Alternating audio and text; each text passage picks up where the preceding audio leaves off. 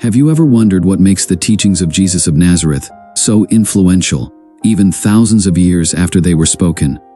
How did simple phrases like, "Love your neighbor as yourself," or "Turn the other cheek," come to shape the moral fabric of entire societies? If you're curious about these teachings and want to understand the deeper meaning behind them, you're in the right place. In this video, we will dive into one of the most profound and impactful speeches ever delivered, the Sermon on the Mount. Though it's only a few chapters long, it contains wisdom that has guided billions across generations. Why are these teachings still so relevant today, and how can we apply them in our modern lives? By the end of this video, you'll not only have a clearer understanding of the Sermon on the Mount, but also see how its timeless lessons can inspire and transform the way we live. So, stay with us until the end. You won't want to miss it. If you've ever heard of Jesus of Nazareth, you are probably aware that he was a significant religious figure and teacher whose influence has spanned over 2 millennia. His teachings have shaped and continue to shape the spiritual, moral, and ethical lives of billions around the world. Among his most well-known sayings are profound phrases like, "Love your neighbor as yourself," and "Do to others what you would have them do to you."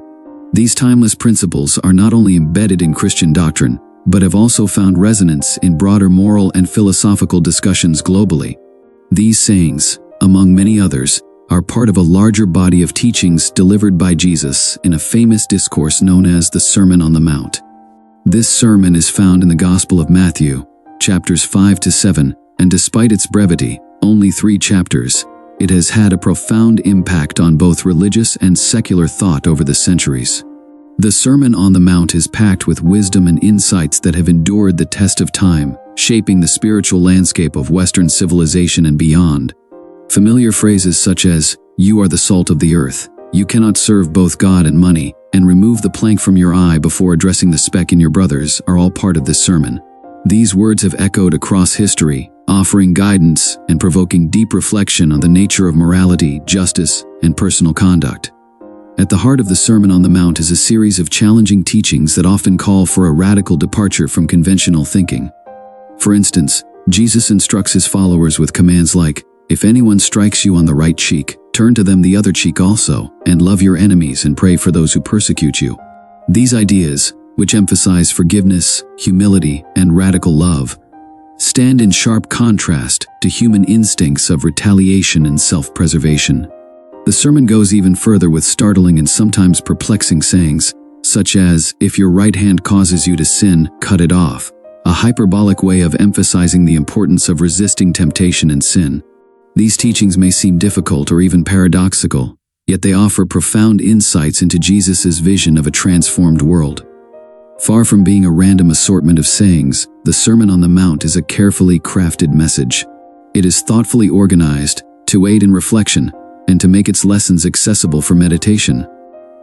The sermon is structured in a way that reflects an intricate design, dividing into 3 main sections, with each major section breaking down further into smaller subsections, all designed to make the teachings memorable and easier to contemplate.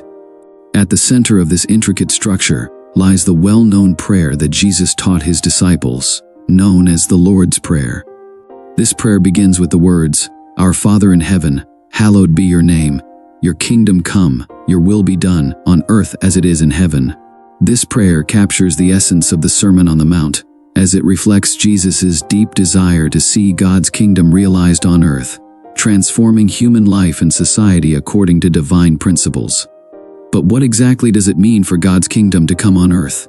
To understand this, it's crucial to recognize that Jesus was deeply rooted in the Jewish tradition, particularly the Hebrew Bible or the Old Testament, which recounts the relationship between God and humanity.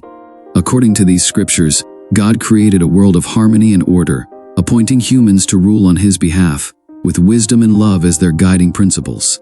When humans act according to God's will, the result is peace, justice, and abundance, a world where there is enough for everyone. This is the essence of what it means for God's kingdom to come to earth. It is the realization of a world governed by divine wisdom, compassion, and justice. However, human beings have frequently rebelled against this divine order, choosing instead to build their own kingdoms based on selfishness, pride, and greed. In response to this rebellion, God selected one family, the Israelites, through whom he would reveal his will and wisdom to the world. The Israelites were given the Torah, which means teaching or instruction, a body of divine laws and principles meant to guide them toward living in alignment with God's purposes. Through a covenant with Moses on Mount Sinai, God sought to establish Israel as a nation that would embody his kingdom, serving as a light to other nations and demonstrating what life could look like when governed by divine love and justice. By the time of Jesus, however, God's kingdom seemed absent from the world. Israel was under the occupation of the Roman Empire, a political and military power that seemed to represent everything contrary to the values of God's kingdom. The Roman Empire was built on exploitation, violence, and the pursuit of wealth and power, leaving many Israelites feeling oppressed and abandoned. In this context, various religious groups in Israel had different ideas about why God's kingdom had not yet come and what needed to be done to bring it about. The Pharisees, for instance, believed that Israel's failure to fully adhere to the Torah was the reason for the absence of God's kingdom. Others, like the Sadducees, thought that cooperating with Rome was the best way forward. Meanwhile, zealots advocated for violent resistance, and some groups withdrew into the desert, hoping that God would soon intervene to establish a new Israel. In the midst of this confusion and discontent, Jesus began his ministry, traveling through the hill country of Israel, where he encountered ordinary people, many of whom were poor, sick, and struggling under the weight of Roman oppression. These people were the marginalized, the powerless, and the forgotten. Yet, Jesus proclaimed to them that the kingdom of God was not only near, but was already arriving in their midst. Through his acts of healing, preaching, and compassion, Jesus demonstrated that God's kingdom was breaking into the world in ways that defied expectations. One of the most striking moments in Jesus' ministry occurred when he climbed a hill and began to teach the gathered crowd. This is where the Sermon on the Mount takes place, and it begins with a radical and unexpected declaration: "Blessed are the poor in spirit, for theirs is the kingdom of heaven." With these words, Jesus turns the conventional understanding of power and blessing on its head. Instead of associating God's favor with wealth, power, or success, Jesus announces that God's kingdom is coming first to those who are spiritually and materially impoverished. The sermon goes on to include a series of beatitudes or blessings, which highlight the values of the kingdom of God. The meek will inherit the earth, those who hunger for righteousness will be filled, and the merciful will be shown mercy. Jesus' message in the Sermon on the Mount challenges the prevailing notions of what it means to be blessed and favored by God.